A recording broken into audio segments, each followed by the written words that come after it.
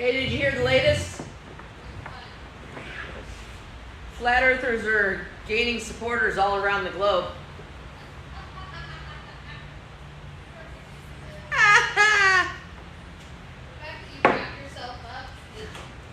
That's funny. I don't care who you are. Hello, everybody that's here so far for the How to Use a Router class. This is not a Wi-Fi router. This is one of these kind of routers. This is a woodworking router. This one here is a Porter cable. And this is actually upside down. This is how you would use it, would be holding it like this. The whole premise is the bit spins and cuts a shape, or could cut just flush into whatever piece you're using. So kind of the basics of a router, how it works is you plug it in. They do make cordless ones, but I do not have one. But plugging it in should be the very last thing that you do. That is just like gun safety. When you are ready to pull the trigger, that's when you release the safety. So this is your safety until you plug that in, okay? So most routers have the same things. On and off switch. Some have a speed control. Then it has handles. It has the bit. This part here is called the base, and it has a clamp that you can just pull like this and you twist.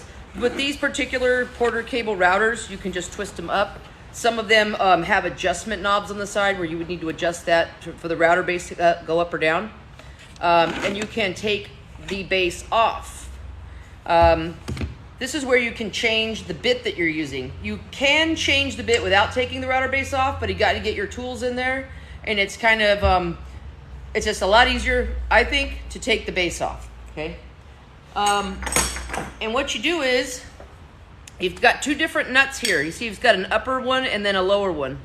So you want to turn these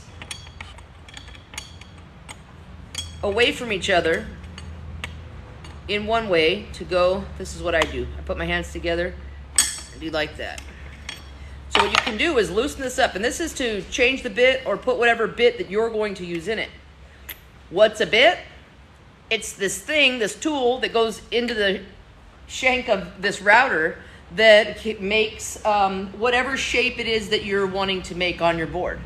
Like this is what they call an OG, O-G-E-E, an OG bit. Sorry, my little camera assistant is losing its mind. And so what happens is, if you want a shape to come out looking a certain way, the bit coincides with the shape that you want your outcome to be.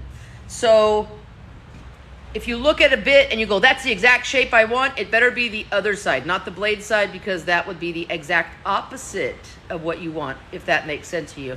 Hey, Gail. Big Red, the plunge part. I don't have a plunge router.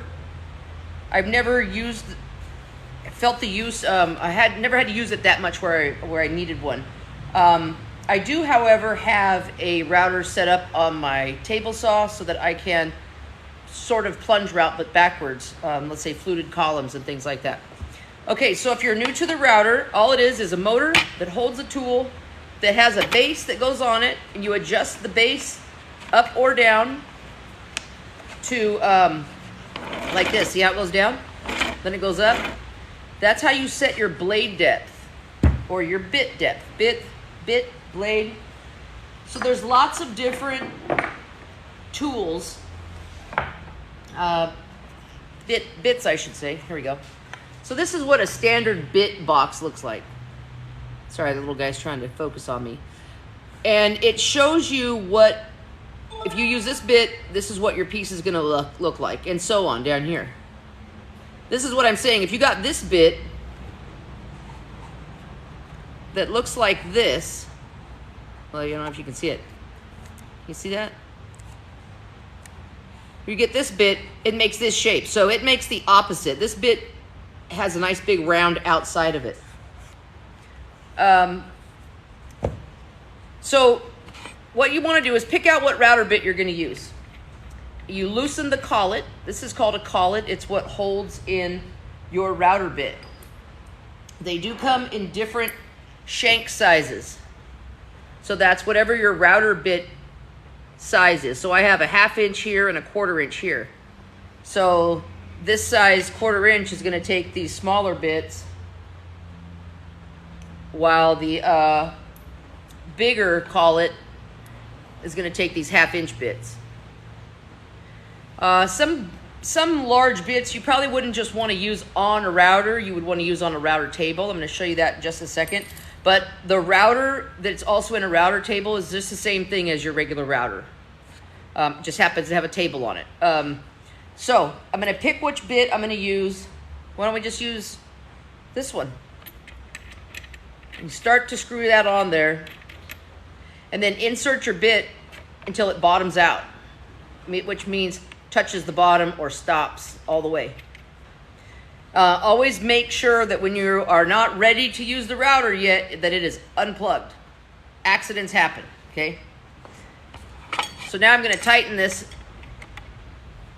going the opposite way. I always like to make sure they're tight. A router is a great tool when used safely. Okay, and I don't think that this router base will go over that. Let me see if I have another router base. Well, yeah, I've got to have it. Okay, so these routers bases are interchangeable, and sometimes this hole may not be big enough for the bit you're using, which sometimes you can just route it out if you don't mind routing a bigger hole into your base. But if you do, you won't be able to use these cool things that are called router guide bearings, whether it's a router guide. So what it does is it goes into here, and you push it down, and you screw on the nut that comes with it, and it can act as a guide. So if you're using a bit, let's say like this one, it has no bearing on it, so it's not going to ride along your piece. It's going to go wherever. So this would be a helpful tool to do some of your routing, and all you do is just screw it in, let your bit extend from there. Just kind of like, just like that. And the bit would come out here, and this edge would serve as a guide for your bearing. This was useful when making dovetail joints, definitely. Okay, so back to the router. So now that I have a router base that's hole is big enough to accommodate the bit, because this bit is going to spin, remember? What I'm going to do is I'm going to set the depth. And I think I want it with just a little lip.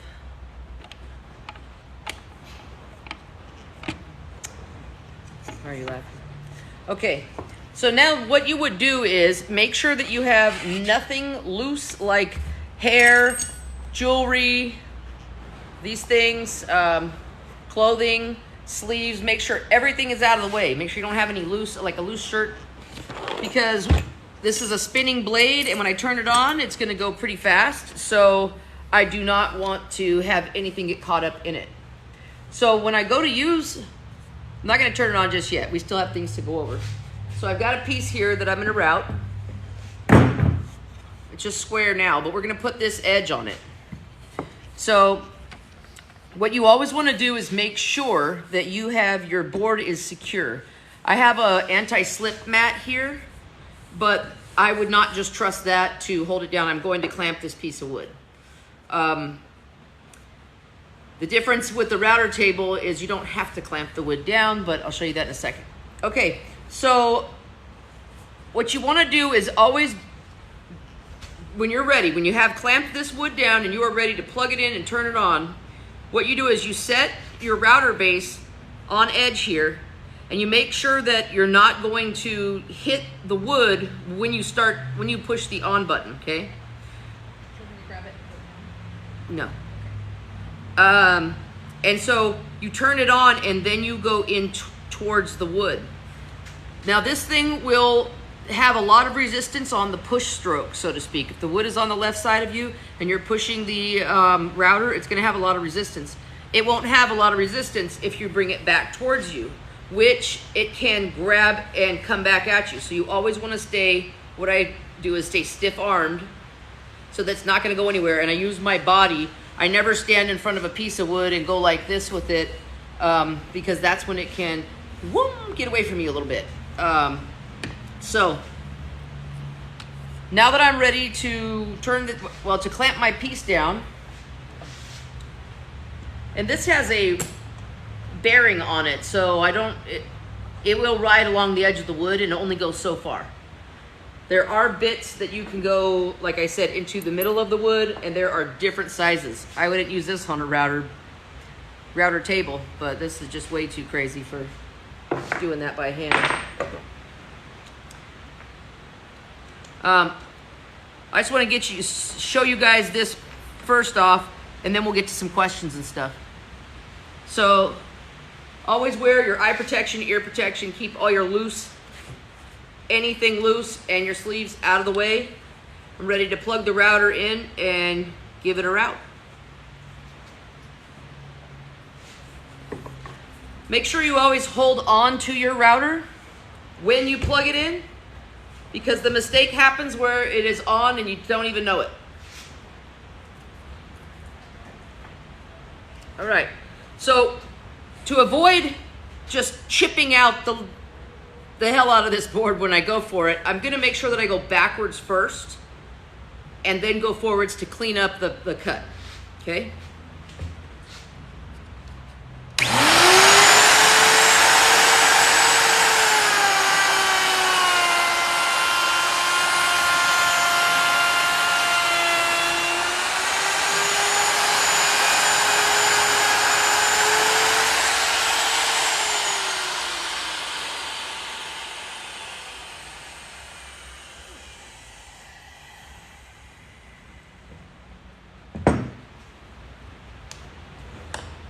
All right, so now we got a pretty cool, well, like I said, that bit was called an OG. And this is what we came up with. See, it's gonna be useful for you for making doors or edges or frames or anything like that. And all you gotta do, looks like my bearing was not moving, so it's left this black line. But anyways, that's what you can do. You could, like I said, you can also run grooves down the middle of boards by using one of these type of bits, these straight bits. Of course, you would have to set up a guide so that you had something to run along. It's freehanding and not using a guide or a guide bearing, like at the end of this. That's risky business, just because it doesn't really turn out that great. Okay. What did you say? I didn't know if you wanted to get to your comments. Okay. Anybody have any questions or comments about what we're doing here? Sorry if I missed you guys. I'm just showing you first and then taking questions, comments. Cool Mom KW says, thank you so much for all the experience and knowledge you share with us. So much appreciated. Oh, thank you. Eli says, several of my router bases are bent. They get dropped sometimes. Router bases are valuable. Simon wants to know when installing cabinetry, do you assemble it in your shop? That'd probably be something for another video. Or Yes, I did assemble stuff in my shop. Hello Amy, just wanted to say hello. That's Hello. 0273 Tractor. Tractor. Good advice, John Mills says. We got, why do you pull it towards you first? I missed it, thank you. That is so that I'm using anytime when you're cutting wood and you're going forward and it's taking chips out of the wood, so to speak, like these are flat blades. You see like this here? So it's taking a scrape out of that wood. It can tend to chip on the forward stroke. So that's why I always go backwards first, so that instead of cutting into the wood going this way, it's cutting into the wood going this way. So it's going backwards. It's like taking out a small bite with nothing behind it versus taking out a bite with everything in front of it, if that makes sense to you. So Do I take commissions? Sure. Sorry, guys. So, a router bit, that's why these things spin so fast, is because they've only got two cutting edges. Like on my shaper, it's got 3. They don't spin as fast, but they do a nice clean job because they've got 3 cutting edges. Bandit, you're welcome. Yeah, anytime, especially if you're routing across the edge grain,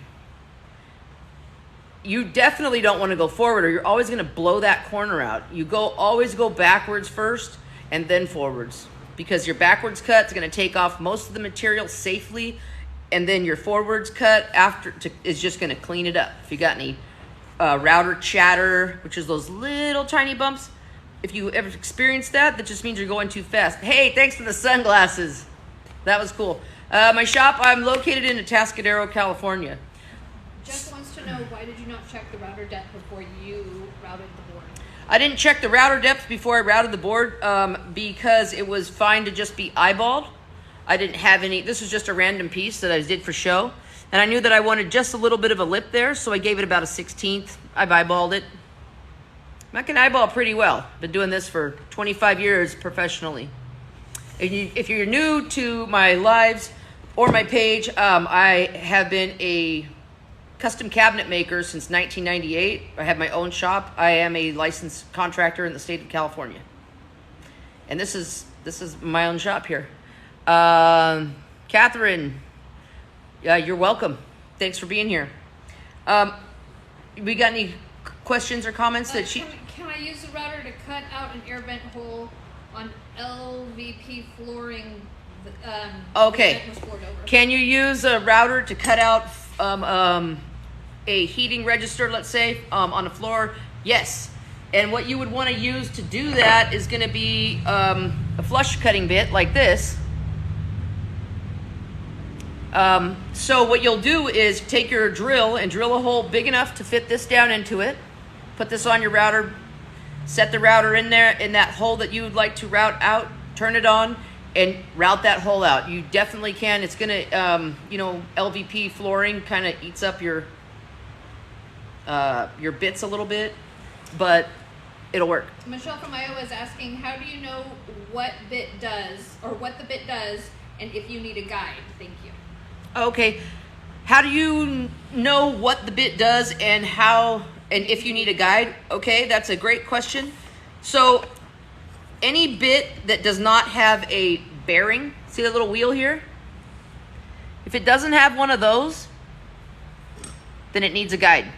If it's one of these, there's nothing for the cutter to follow. This one is a flush cutting bit, will only cut wherever that router bit rides along. So like it wouldn't even touch this board because it's it would just be flush. It's already flush, if that makes sense to you. Any bit without a router bearing needs a guide. Eli says, most of the time I do 2 passes. On the second pass, I drop the bit 1/32 and do a final slow pass. Yeah. Eli, that's a great idea, especially for if you just have just a little bit of material to do or something like that to run. But, if you have a lot, it kind of gets repetitive. I mean, give or take, you're going backwards and forwards with the router anyways. You might as well. So now I'm going to move you guys over to the router table. So let's just quickly recap here. So a router basically consists of a plug, or it could be cordless, a base that is adjustable up and down. See how it goes up? And then it goes down, which in turn adjusts the depth of your bit. See, you always make sure that the bit is all the way down in the collet, but then you adjust the router base to exactly the right height of your bit. Always make sure that you're using your whatever piece that you're cutting or routing, that it is secure, whether it's clamped down or whether it's just a really big heavy piece that's not going anywhere. Just make sure that it's secure. Make sure you have no loose clothing.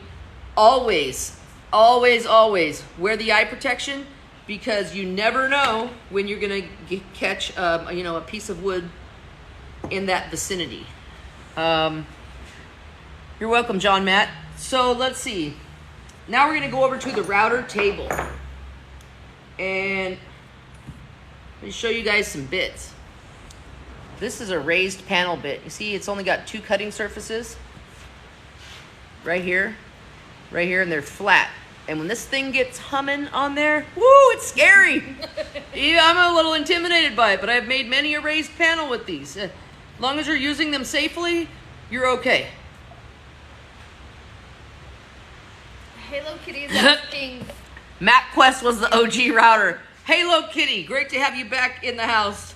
That was hilarious. Okay, come over here. See, guys, I got this camera thing that hopefully follows me around.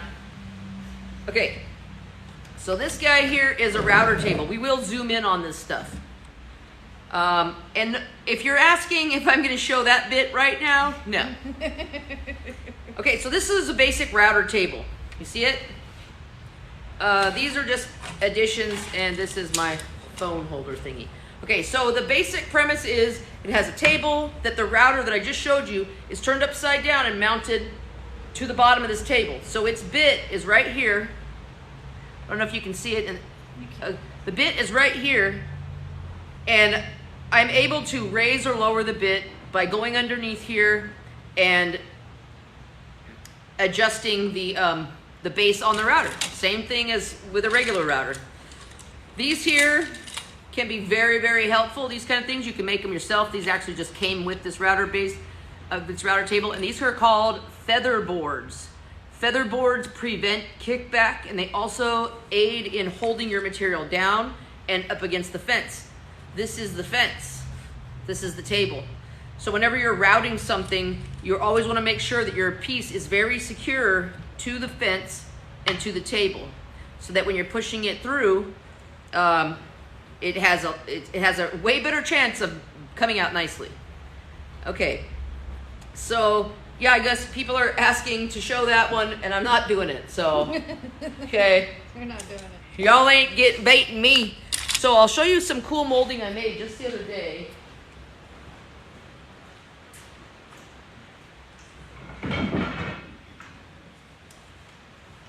So with this setup that I have going on here now, I made this molding here. Do you see what it looks like? So I have this groove going down the center. Now this was something that was made, pardon me, with no guide bearing, because I set it up on my router table here, which acts as a guide bearing. So what I did was I set up those fingerboards and pushed this on through, so, and it held it down and to the fence so that I'm not getting my hands here by the blade anywhere. Somebody said, Big Red, how do you adjust the fence and the bit? Okay, so you adjust the fence because there's knobs back here that you turn, and then this will kind of float around, and then you turn them again and it tightens up.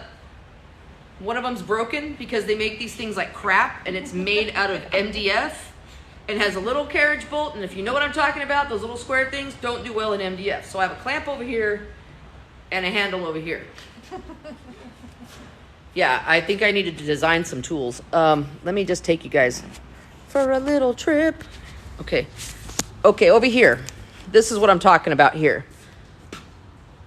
See how it has these knobs here? And you can adjust these knobs to move these in and out and things like that. But this one here, and I took that one off because the damn thing stripped. So I've got a clamp here. So this is what it looks like. It's got a port for a shop vac. It's got a cord coming out the back. This fence here is completely adjustable. You can move it, in a lot of different places. And if you'll see, I've got marks on the table showing places that I've used it before. So I'm going to show you this bit. You see the bit there? That's the bit that made this. And somebody asked before, how do I get the wood to come out really clean? And it's by really making sure that wood is not hopping around while it's being cut. And that is where the feather boards come in key. Okay? And this is a Bosch. I think I paid a few $100 for it. Is it worth it? No, but if you don't know how to make one yourself, which I do, but I didn't have the time, it's all right, I guess. Not a huge fan of it. Okay, what is going on here? There we go.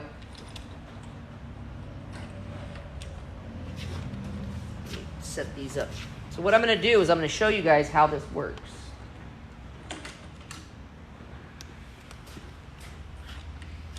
So these little guys slip in here. And if you have a router table, hopefully you have some of these, or you can make some. You can also just make these. They're maybe 1/8 of an inch thick with an 1/8 inch space. You can make some on a table saw, no problem. But these are really cool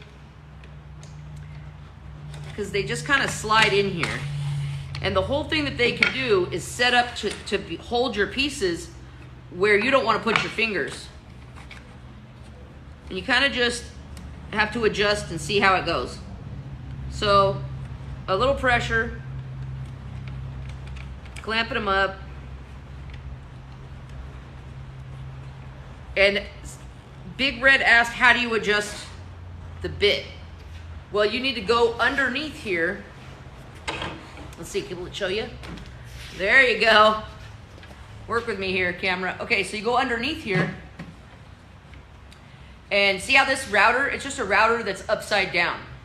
And so it has a little knob that you turn to tighten or loosen the motor to turn up or turn down. That's how you adjust your bit depth or height, as you might think of it. Okay? Emily's asking, can you use a push block or a stick instead of feather? Emily, can you use a push block or a stick instead of feather? You could, but I don't know that your results are going to be that great. I mean, a push block works really well for sometimes at the tail end of your piece, so it doesn't blow out the end, so to speak, or chip it out. But this is one of those things where, I mean, I've never used any kind of push block with the router besides to back up a piece where it's coming off the end of the board like I described it, where it might chip out. Which is like if I'm going across on the end grain, if I'm sending it through this way, shaping like a door part or something. Because, I mean, these are made by routers too. And this is a shaker style door piece. And each cut on this was made with a router bit.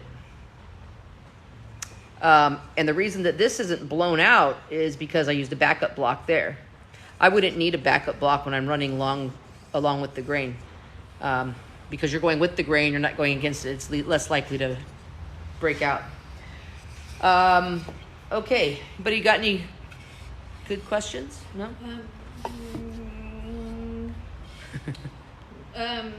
Eli says an electric feed is the fastest way to get it smooth, but it's a big investment.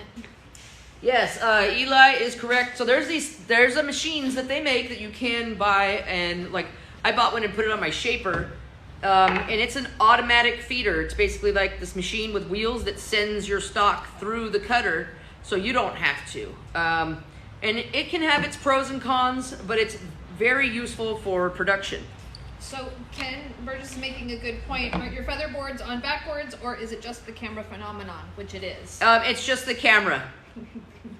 Those are not I'm like, wait, now you made me think if it's... No.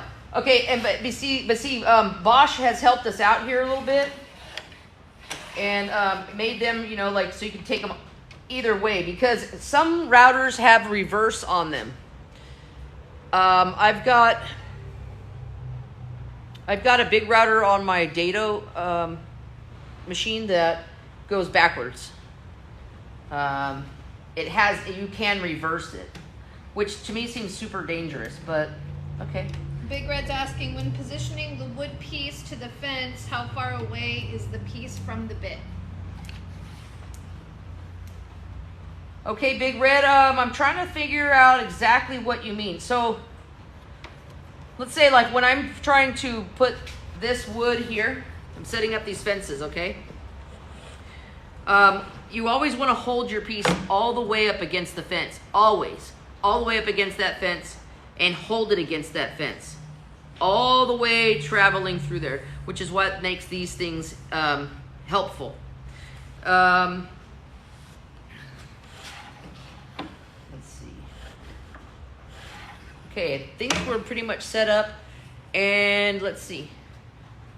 Let me grab my little... I actually am going to use a push stick. Because I'm running short stock. Oh, there you are. You're on camera. Oh, hi. It's going to follow you now. That is terrible. I really honestly don't want it to follow me. No, I hate it. It's totally following you. I hate it. Okay. So I am going to use a push stick on that. Anyways. So the whole thing about a router table is that you move the piece, the wood piece that you're trying to route, instead of moving the tool on the piece. Sometimes can be a lot more helpful, especially if maybe you're routing an edge like this and you don't want your router to sit that, if it's not big enough of a shoulder for you, a router table can be very handy. There's also attachments that you can get that will go in this groove here. And I'll show you one of them here in just a minute. But it's same type of one that I would use to what's called cope my end grains. Because the wood is sitting sideways going through the cutter. Okay? Okay. All right, so I'm going to throw on my ear protection, my eye protection, and route a groove in this hole. But I'm going to move you guys real quick. Oh, what happened? She came unplugged. All right.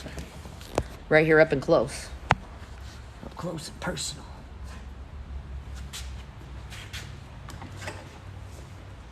All right.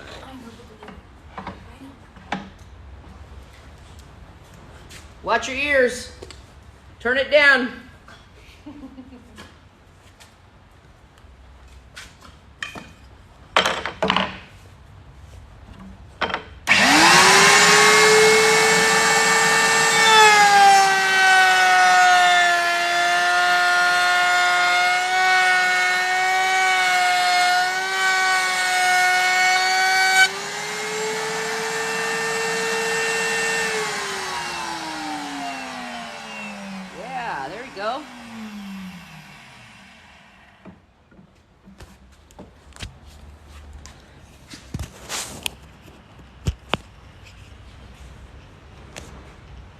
All right, so here we go. We've duplicated the groove, and it's nice and consistent. One thing when you're using a router, you make sure you don't stop with the router or go too slow, because you can leave burns, like which basically a dark mark, which is hard to sand out if it matters that it needs to be sanded out. Emily, thank you. I mean, I've been doing this for so long, but it's really not that hard. The hardest thing is to get your setups right, so that when you run your material through the router, that it does exactly what you wanted. Big Red was asking, does the bit need to be even with the fence? Big Red, and that all depends. Does the bit need to be even with the fence? So I'm assuming that he's talking about, like, does the fence need to be completely parallel and not like this, right? On some things it would matter. Sometimes it won't. I mean, if you're running, can you grab that thing over there that's on that table that has the black handle? Please. Yeah. Okay, let me unplug this guy first. Okay. So this thing here, blow it off. So this thing here is a sled, okay? And you can buy these on Amazon. That's where I bought mine. And what you do is you clamp in your piece. See, what you do is you clamp in your... Open the damn clamp first. Okay, so you open the clamp in your piece, and then you're able to set this here in this groove. Let me move my feather board.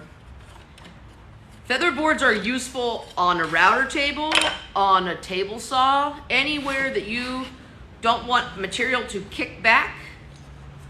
which is basically catch the blade and come back towards you. So I would go like this here. And this would, what I'm showing is the times that you would need to make sure that your router table fence is parallel with your blade or your bit. Okay, so this would go through here, and I would clamp this stock down here. I usually have a backer block here, but anyways, this would be crucial that your fence is parallel to your table, because otherwise it would not come out as a straight cut, which is probably what you want if you're making end grain cuts. You don't have to buy something fancy. A simple block behind it, a wide block, would work as well, but this makes it a lot easier. Marcos is asking, any ideas to have a table router on site so I can move it easily in and out of a van? I would say put wheels on it if you need to transport it easily. You can modify a lot of things. If you're handy like that, I'm sure you could do it. Shelzers is asking, so when you're using the table, do you need to go both forward and back like before? Ah, good point. Do I need to go forward and back when I'm using the table? Sometimes I would rather if I could, but when I'm using my router table specifically, I don't find that I get as much chip out when I just go on the forward stroke. Something like this, you would definitely not, I don't know about that, you know, like that might get away from you, especially if you're running a big piece. So I would say no, just because of your materials being able to be secured a lot better than it is when you're just using a router with a base kind of like this. Big Red's asking, what is the name of that tool? I want to say it's... What tool is that, Big Red? Are you asking about the sled or the router table? Because like I said, this is a Bosch router table. I think it was like close to $300. You don't have to spend the money to buy one. You could build yourself a box, cut a hole out, and mount your router base to the bottom of it. There you go. Make your own fence. It could screw to the table. It just needs to be some sort of L shape so that you would be able to screw it or clamp it.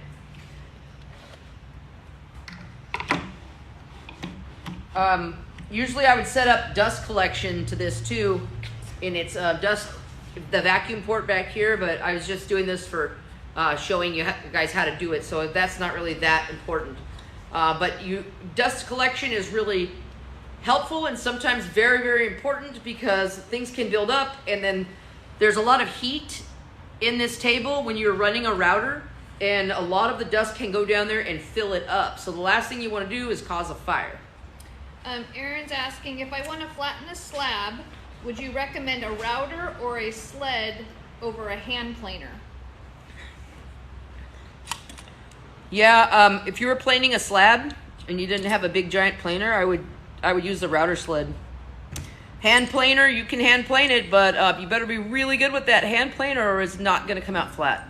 Chapped Almond says, is this dude ever going to make something? Oh, is there somebody making something? What dude's making something? I don't know. Yeah, I make lots of things. Here you go, Chad. It figures that's your name. But, yeah, here's some of the stuff I've been building besides custom cabinetry for the past 25 years. So what are we doing here tonight then? What do you do? So here tonight I'm teaching you how to use a router and a router table. And we've gone over just some of the basics. Your bit selection is your choice, and it depends on what you want to do, depending on what bit you would pick out. Remember that any router bit that doesn't have one of these bearings on the top will need some sort of guide, or you'll have to put it into a router table. You can set up a guide, which it could just be a piece of wood. Maybe if you have a level, you know, where you level things out, you can clamp that down and ride your router base along that edge to serve as your guide for one of these bits that doesn't come with one. And the reason that doesn't come with one is because there would be nowhere to put it, basically. You could also use, like I said, one of these collars in your router so that the collar serves as the guide, because it has a little lip here that would hit up against the edge of your material. You could do that too. Shelzers, which bit is good for joinery? Well, that is a very broad answer because there are so many different types of joints. All the way from 420 to the 166. Okay, here we got, I'll show you some type of joinery bits here, okay? So you can get ones that are stacked, like this. Brooks bit, you can use the bits that have a router, a bearing on the table, the router table. Yes, you can. Yes, totally. So this is one of these stacked bits. I haven't even opened it because I got it. This is what it's supposed to do. I got it, and then I got a better one. So Half or quarter. this is what it looks like. Okay, and then this is what the joints come out to look like. See? So you really, anytime you buy a router bit online, like if you go to rockler.com or grizzly.com, they're going to have a ton of router bits. And they usually show you, so you're not just looking at this going, what the hell am I looking at? They'll usually show you what it makes. 1/4" or 1/2" shank. This one is a 1/2" shank. And it could be whatever, as long as you have a collet in your router, which is the this piece here that holds the bit. This is a collet. As long as you have a collet that will fit the size of bit shank that you're using, then you're good to go. You have no idea what I'm talking about. We're talking about woodworking and routers. But I love watching this. Thank you. Live. Rogue One. Thank you so much, Rogue One. Rogue One. Rogue One. Okay, and so there's, I showed you the only one I didn't show you yet was this router, and it's just the same deal, same kind of plug on and off. This one has a speed adjustment, so you can turn it up or down. It's got a dial. Hey, you're supposed to follow me, dumb camera. Okay. And then this one just a little differently. See, this is one of those where you open up the base and you turn this to make see the router base go in and out. That's how it allows for really minute adjustment. And this is what they call a trim router or a laminate router, but it's not specific. It can take a lot of different bits. But on the other hand, it's made pretty much for just one hand. So you wouldn't be using anything crazy in it like a big bit. I only use this one for my little 1/8" bullnose. What's a bullnose? And a bullnose refers to a bit that looks just like that. Just see that little whoop? It's just a little round that measures the 1/8 of an inch. It's below that little silver thing? It's right here. There. Okay, yes, I didn't see that. So that's kind of a highly used bit. So I try to keep my routers that I have here set up with what I like to use on them, but I don't have the luxury of not ever changing bits because I only have about 6 routers. Oberlist says that router bit would be better suited in a router table. This one? There's no need for a router table on an 1/8" bullnose, I tell you that much. JJ Jeff says round over. Round over, yes, an 1/8" round over bit. Mm-hmm. This one was the OG that we did here a little bit. Donna Van Wagner says, how did you learn? Self-taught or mentoring school? How did I learn? I've always been building just by doing since I was a little kid. And then in high school, I had wood shop classes and a building and construction class. And that was just one semester. But then I got a job at a cabinet shop in 1998. And I have been building custom cabinetry ever since. Been on my own, and I am a licensed cabinet maker in the state of California. Oberlist says no, the joining bit was better on the table. Oh, the joining bit. Yes, that would totally be better. I would not use this in a router. I would use it in a router table. This is one of those bits where there's just too much going on here for you to be trying to make a straight cut. Your joints would not be tight. We all know we want a tight joint. Yes. Elwood1982 says, Festool in Germany, the best for this. What's your best? Sorry for my bad English. Hello, from Germany. My favorite routers are Porter Cable. And why? The places that I worked and grew up and things like that, they had this type, and I just really like them. Festool is a wonderful tool, but way too much money for me. I don't got money like that. I can't pay $1,500 for a router. I think $200 to $300, much better. But they are really great tools. Lisa, M175 says, I'm so bummed I missed this. I have a Palm and big one and can't figure either. Palms, okay, well, what did you miss? And I'm going to download this live here and post it to my YouTube channel, but it might take a couple days. So if you guys ever miss one of these live classes, go back to my YouTube channel. But give it a few days because YouTube uploads so slowly, it's ridiculous. Ooh, thanks for the magic hands, whoever sent those. Oh, Rogue One, superpower. Thanks. Ken says, the Porter Cable is worth a fortune since they stopped making them. Yes, Porter Cables are. And, you know, the only thing I've had ever go bad on a Porter Cable was the cord. And they're easy as hell to just unscrew the top and replace the cord. Eli says, Porter Cables are tanks. I have a lot of them. JJ Jeff 311 says, I have Porter Cable.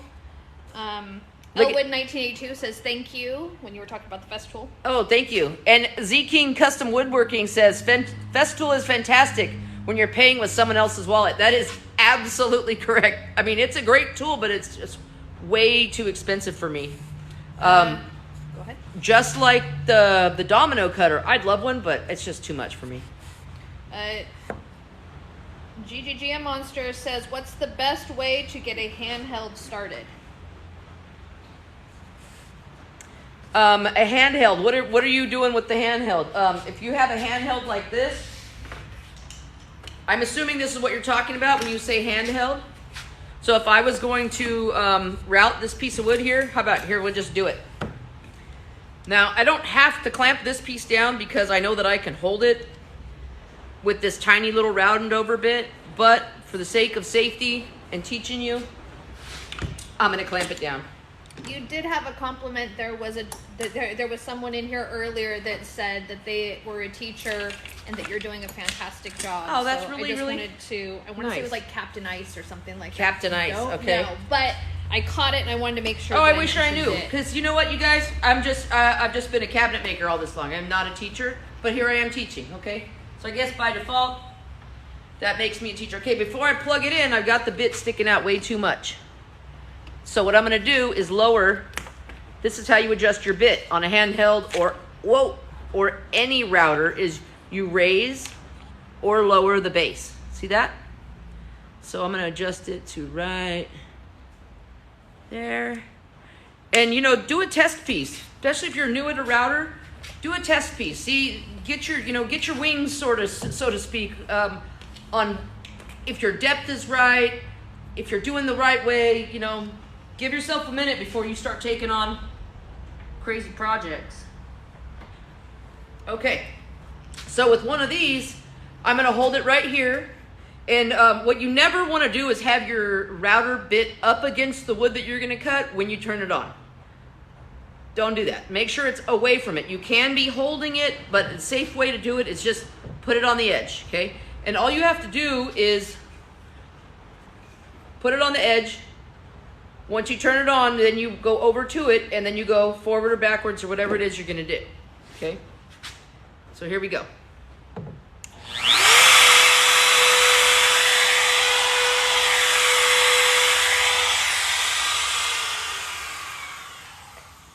And it's really that fast and easy to throw a nice little edge on something.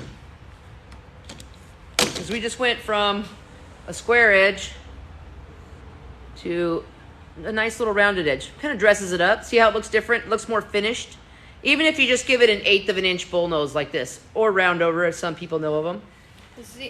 Did you see Z King Custom Woodworking said Festool is fantastic when you're paying with someone else's wallet? Yeah, we did say see that. Yeah. Sorry. That's okay. Let me. Have you discussed the dangers of climb cutting? Ken, we kind of went into that a little bit ago when we did this route here. And what he's talking about, the dangers of climb cutting, refers to when you're going backwards with your router. You'll know you're going backwards because there's no pressure to go away from you. It wants to come towards you. And that's called the climb cut. That's a good time when something can come back at you, which is really, really helpful to make sure that your piece that you're working on is clamped down, and make sure that you are stiff-armed. If you don't know what that means, put your arms all the way like that. You have a less of a chance of it coming back to you like this, okay? So stiff-arm it, pull it back like this, walk back with your feet, and then go forward. And you should be good with the climb cut. Okay. Yeah, I never stand, somebody said left to right. I never stand in front of the piece of wood that I'm going to route and go side to side. Why? Because you have almost no resistance. Even if you're a big tough guy, come on, it's gonna go. Just humor me. Stiff arm it back, and then go forward. Clean it up.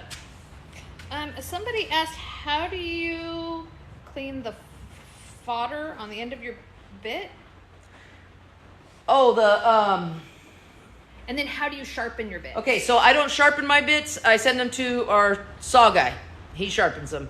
A lot of times, if you have like a mower place in your area, if you don't have a saw guy, there's guaranteed somebody that sharpens tools, or at least can tell you where to go at the mower shop. They know where to go. Router lift, not sure what you're asking. And Emily wants to know how you start a groove in a cutting board. Excellent question. That is just like the one that I used. I don't know if I have another one over here to show you. So on a cutting board, if you're trying to route a juice groove in it, the first thing you need to do is build a short box around that cutting board so that it allows for the space between, let me just make sure I unplug everything over here. It makes for the space between the edge of the router base and the middle of your bit, whatever you want it to be, to place that groove somewhere. And the reason that you build a box around the cutting board to route a juice groove into it is so that your router has something to go up against all the way around, okay? And when you do that juice groove, you would not be going backwards ever. You would only be going forwards. And the reason is on the forward stroke of the router, it's going to stay against your guide box that you built around it and give you a nice straight groove, where if it's going backwards, like I don't remember his name, the climb cut, it could come away from that that guide box that you built. So if you want a nice straight juice groove, build a box around it, route it on the forward stroke. And you're going to need a fluting bit for that, which is actually in my router that I just used, which we made this with. Because these are juice grooves that I made for the Infinity Juice Groove Board. Check that out. What do you think about that? So your juices just go over the edge, and they get caught in this nice deep little channel here, all the way around. So JRL Computer asks, what's the best way to make a nice edge on a piece of wood to use it as a molding on top of a wall? Well, what was his name? That would be JRL Computer. JRL Computer. Well, that would be all up to your taste, because there's so many different profiles, is what they're called, of router bit shapes, that they're basically endless. So if you find something that you like, that would be the one that you go with. Like, here's a small OG. OGs are pretty common in the woodworking world. And if you see this shape somewhere, you'll know who told you what it was. And that's not OG, it's OGEE. Yeah, it's not like OG like OG. You know what I mean? Like from the hood. No, it's OGEE is how it's spelled. Like they have a Roman OG and then an OG, and those are things. So that's what I did this juice groove with. It was not the OG bit, but rather the fluting bit. And this was, I think this is a 5/8. You know what? I think I have another one right here where I can show you guys.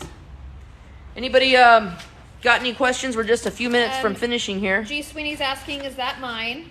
G. Sweeney, no, your board hasn't you gotten yet? It probably will be there tomorrow. Oh, okay. Barb says your it's board gonna should be be there. there tomorrow, probably. Well, tomorrow or Thursday. Thursday. I did check on it this morning. Okay, your board is on its way, Gail. Let me see. Okay, this is the type of bit that you need for a juice groove. You see it? Drunker Drew says, finally, someone making stuff to catch the juice. Yeah, you know, catching the juice is important. And this is called, they've called it a 1/2-inch core box. See how the router shows you what the bit looks like, and then in turn also shows you what the outcome of when you use it on wood will also look like. So this is what you need to use. It could be a different size. Like, I didn't even use this one. I used the bigger one. I bought 2, and I used this one. But they do come in lots of different profiles. Like, this is a flush trimming bit, which is really helpful. Let's say if you have a template of some sort, you can sandwich that onto your workpiece, and you can route out that exact template, because this bearing will ride along that template and cut the wood off perfectly to match your template. Don 104 says, I have a set of old school molding planes. Ooh, old school molding planes. That's crazy. I haven't even seen any of those in the flesh. Ken, I hate the way they package bits. Always feels like I'm away from needing a Band-Aid. Ken, I can relate. And the way that they package these screws here left me bloody on a job site one day. User 2014 and a bunch of numbers says, well, hello, Roy here. Hello, Roy. Welcome to our TikTok class. Big Red's asking, is there one for square look? Is there one for a square look? Yes, there is one for a square look, and it's just called a straight bit. And here's one right here. Buttfucker 3000 says she said to use it on wood. That's creative. Who said that? Buttfucker 3000? Yes. Don't make me say it. That's awesome. Say it. What was his name? I don't want to. Yes, you have to use this on wood. And, you know, I probably handled more wood than you have.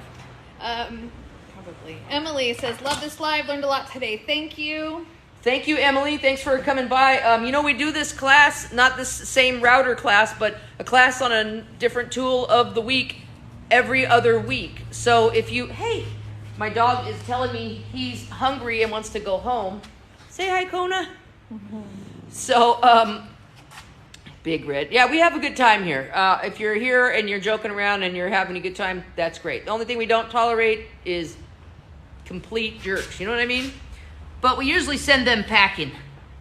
Eli says there are top and bottom bearing bits. Yes, there are top and bottom bearing bits. And I've got one right here. Just depends on what you need it for. Totally right, Eli. Thank you, Ken. Back at you, Emily. So Aaron's asking, what type of bit would you recommend for flattening? For flattening, I would use a straight bit, or you can buy a specific bit that is wider.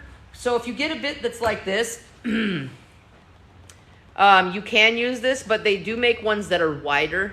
So you might want to get a wider one if you're planning on flattening a slab in a router sled. I mean, if your slab that you're trying to plane isn't already nice and straight, and you're not had a lot of practice in with that hand plane, electric hand plane, make sure you use a router sled. And you can make one. You do not have to buy one. You can make one. Just make sure that there's not, that the wood that you're using is very sturdy. Fantastic. Thank you, Gia Monster. Thank you for coming by. Big Red, always great to have you. Bill ARKM. To Be Brave says, I have some that you mount onto a table saw blade. He has a what?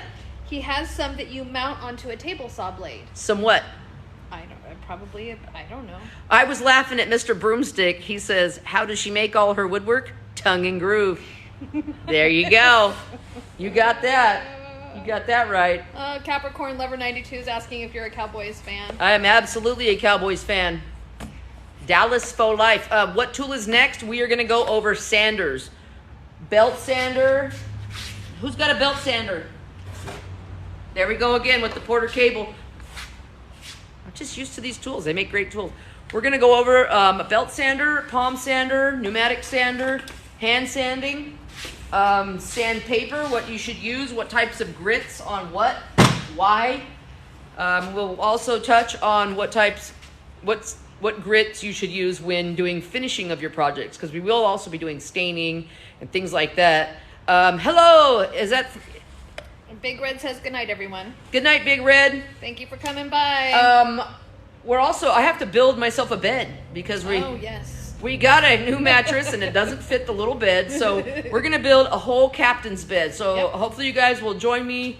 We'll probably be doing that kind of on the weekends and a few times after work. But you're welcome, Lennox 1. You're very welcome. Is this my personal shop? Yes, it is. Same day every week at what time? No, it's not every week. It's every other week.